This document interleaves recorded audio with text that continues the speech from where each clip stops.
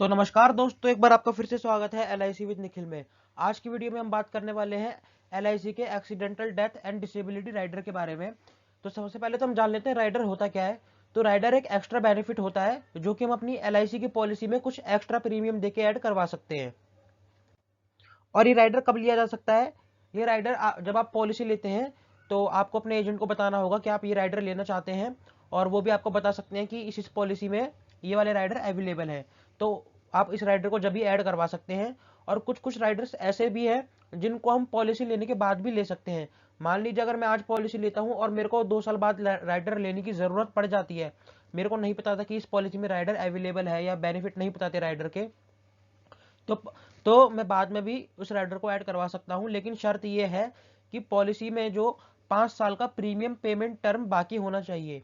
मान लीजिए मेरी 20 साल की कोई पॉलिसी है जिसमें मुझे 20 साल तक ही कोई पैसा देने हैं, तो उस पॉलिसी में मैं राइडर तभी ऐड करवा सकता हूं जब उस पॉलिसी में मेरे 5 साल बचे होंगे। यानी कि 15वें साल तक मैं राइडर ऐड करवा सकता हूं, लेकिन 15वें साल के बाद उस पॉलिसी में मैं किसी भी राइडर को ऐड नहीं करवा सकता। तो यहाँ पर accidental death and disability rider के बारे में बताया गया है कि इस राइडर में होता क्या है। इस राइडर में हमें 2 बेनिफिट मिलते हैं, एक एक्सीडेंट का बेनिफिट और एक डिसेबिलिटी का बेनिफिट। इसलिए इसमें accidental death and disability benefit rider इसका नाम है। तो डेथ बेनिफिट में क्या होता है कि डेथ होने पर इस राइडर का सम एश्योर्ड दिया जाएगा। मान लीजिए 5 या 10 लाख की आपकी पॉलिसी है, तो नॉर्मल डेथ में 10 लाख और एक्सीडेंटल डेथ में 20 लाख मिलेंगे। यानी कि 10 लाख तो पॉलिसी का बेनिफिट और बाकी का 10 लाख राइडर का सम एश्योर्ड। जैसे हम पॉलिसी का सम एश्योर्ड लेते हैं 10 लाख 20 लाख, इसी तरीके से राइडर का भी सम एश्योर्ड होता है 10 लाख 20 लाख। तो 10 लाख हमें पॉलिसी का बेनिफिट मिल जाएगा और बाकी के 10 लाख राइडर का सम एश्योर्ड मिल जाएगा। यानी कि हमें 20 लाख मिल जाएंगे और प्लस बोनस भी मिलेगा। उसके बाद आता है डिसेबिलिटी बेनिफिट। डिसेबिलिटी बेनिफिट में क्या होता है कि अगर मान लीजिए आपने पॉलिसी ले रखी है और उसमें राइडर ऐड करवा रखा है, लेकिन अगर मान लीजिए आपका एक्सीडेंट हो जाता है और एक्सीडेंट होने के 180 दिन के अंदर अंदर कोई विकलांगता आ जाती है, तो आपको क्या होगा, आपको पेंशन मिलना शुरू हो जाएगी। ठीक है, लेकिन वो जो विकलांगता आई है वो एक्सीडेंट होने के 180 दिन के अंदर अंदर आनी चाहिए। तो इसमें क्या होगा, पेंशन कैसे मिलेगी, जो आपके राइडर का सम एश्योर्ड है वो आपको 10 साल तक मिलता रहेगा हर महीने बराबर बराबर। जैसे कि मान लीजिए अगर 12 लाख का राइडर का सम एश्योर्ड है, ये पॉलिसी का सम एश्योर्ड नहीं कह रहा मैं, पॉलिसी का सम एश्योर्ड 10 लाख 20 लाख जो भी होता है वो अलग है, लेकिन ये राइडर का भी सम एश्योर्ड है 12 लाख।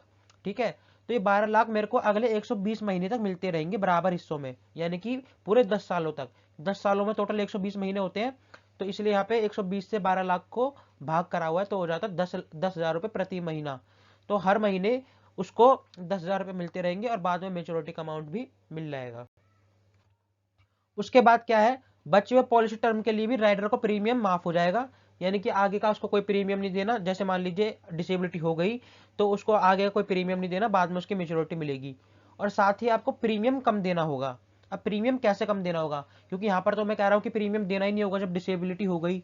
ठीक है, तो प्रीमियम ऐसे कम देना होगा कि यहाँ पर हमने 2 एग्जाम्पल लिए हैं, एक पॉलिसी 1 का और एक पॉलिसी 2 का।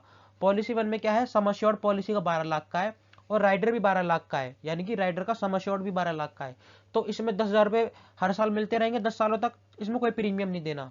लेकिन यह पॉलिसी 2 में क्या है, हमारा सम एश्योर्ड तो 20 लाख का है पॉलिसी का, और राइडर का सम एश्योर्ड 12 लाख का है। तो हमें इस 12 लाख के 10 सालों में मिलते रहेंगे, यानी कि 12 लाख 10 सालों तक मिलते रहेंगे बराबर बराबर हिस्सों में हर महीने। ठीक है, लेकिन जो हमें प्रीमियम देना होगा बाकी के 8 लाख पे देना होगा, क्योंकि हमारा जो बेसिक सम एश्योर्ड था वो 20 लाख का था और राइडर 12 लाख का था। तो जो बेसिक सम एश्योर्ड है वो 8 लाख ज्यादा से है, तो इसलिए हमें बाकी के 8 लाख पर ही प्रीमियम देना होगा डिसेबिलिटी होने के बाद। और जो 12 लाख है बाकी के, उस पर हमें कोई भी प्रीमियम नहीं देना। तो विकलांगता कब मानी जाएगी, जैसे कि यहाँ पर बताया गया है कि विकलांगता 180 दिन के अंदर आनी चाहिए। वो विकलांगता होगी कौन सी विकलांगता, हम कब पहचानेंगे कि हमें विकलांगता हो गई है। तो यहाँ पर 4-5 चीजें लिखी है, नॉर्मल सी, हर एक इंसान समझ जाता है इस चीज को भी। जैसे कि कोई व्यक्ति अगर अपने कपड़े पहनने और उतारने में असमर्थ है, या अपने आप को स्वच्छ बनाए रखने में असमर्थ है, या शौचालय का उपयोग नहीं कर पा रहा है, थाली में परोसा हुआ खाना नहीं खा पा रहे हैं, बिस्तर पे नहीं ठीक से बैठ पा रहे हैं, लेट पा रहे हैं, या कुर्सी पे नहीं बैठ पा रहे हैं, या फिर घर की छोटी सी दूरी भी नहीं चल पाते हैं, तो इस तरीके का व्यक्ति एक विकलांग माना जाता है।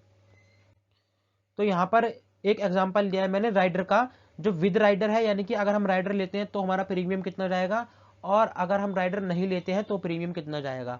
तो यहाँ पे राकेश नाम के व्यक्ति हैं जिनकी 30 साल की उम्र है और उन्होंने 914 प्लान नंबर लिया है। और 5 लाख का सम एश्योर्ड लिया है, 20 साल का टर्म है और 20 साल तक ही उन्हें प्रीमियम पेमेंट करनी है। तो उनका जो प्रीमियम जाएगा राइडर के साथ वो जाएगा 24,655 और बिना राइडर के साथ जाएगा 24,143। तो केवल 512 रुपये ही एक्स्ट्रा जाएंगे। और आप बेनिफिट देखिएगा फिर इसमें मेच्योरिटी दोनों में बराबर होगी, 9,25,000 9,25,000। और जो नॉर्मल कवरेज है वो भी यहाँ पे 7,73,000 है और यहाँ पर भी 7,73,000 है। लेकिन जैसे कि मैंने बताया एक्सीडेंटल केस में क्या होगा, अगर मान लीजिए एक्सीडेंट से पॉलिसी होल्डर की मृत्यु हो जाती है तो यहाँ पर आपको 5 लाख एक्स्ट्रा मिलेंगे, यानी कि 12,73,000 मिलेंगे नॉमिनी को एक्सीडेंट से डेथ होने पर। लेकिन यहाँ पर विदाउट राइडर मिलेंगे 7,73,000, यानी कि 5 लाख यहाँ पे कम मिल रहे हैं और यहाँ पे 5 लाख ज्यादा मिल रहे हैं। केवल आपको 512 रुपये साल के एक्स्ट्रा देने हैं, बस इतना सा एक्स्ट्रा करना है और आपको 5 लाख का बेनिफिट हो जाएगा। तो इसलिए वैसे ज्यादातर पॉलिसी में राइडर इनेबल होता है, पहले से ही टिक लगा के देते हैं जो एजेंट्स होते हैं और कंपनी वाले भी। तो अगर जब आप पॉलिसी लेंगे तो भी एक बार आप इस बात का ध्यान रखिएगा कि आप जब भी पॉलिसी लें तो ये राइडर आपकी पॉलिसी में जरूर ऐड होना चाहिए। तो दोस्तों राइडर की ड्यूरेशन की बता दूं मैं आपको, राइडर की ड्यूरेशन कब तक होगी। तो राइडर की ड्यूरेशन होगी 70 साल की उम्र तक। मान लीजिए कोई पॉलिसी अगर 100 साल की भी है ना, तो ऐसा नहीं है कि राइडर आपने 100 साल के लिए ले लिया, वो राइडर एक्सपायर हो जाएगा जैसे आप 70 साल की उम्र तक पहुंचोगे। तो इस राइडर की जो ड्यूरेशन है वो 70 साल की उम्र तक है। चाहे आपने पॉलिसी 90 साल की ली हो, चाहे जीवन उमंग पॉलिसी से 100 साल तक का कवरेज देती है और इस पॉलिसी में आपने राइडर लिया यही एक्सीडेंटल डेथ एंड डिसेबिलिटी वाला, तो आप सोचोगे कि 100 साल तक मेरे को इसका बेनिफिट मिलेगा, तो 100 साल तक इसको बेनिफिट नहीं मिलेगा। जब आपकी उम्र 70 साल हो जाएगी तो ये राइडर आपकी पॉलिसी में से एक्सपायर हो जाएगा। और साथ ही साथ आप राइडर का सम एश्योर्ड पॉलिसी के सम एश्योर्ड से ज्यादा नहीं ले सकते। ऐसा नहीं है कि आपने पॉलिसी ले ली 20 लाख की और राइडर ले लिया आपने 30 लाख का, आप राइडर भी केवल 20 लाख तक का ही ले सकते हैं। तो दोस्तों उम्मीद है आपको वीडियो अच्छी लगी होगी। अगर समझ आया हो तो लाइक करना और अपने दोस्तों के साथ शेयर करना। कमेंट्स में आप कुछ भी पूछना चाहते हैं पूछ सकते हैं, मैं आपका जरूर रिप्लाई दूंगा। तो मिलेंगे अगली वीडियो में, तब तक के लिए गुड बाय।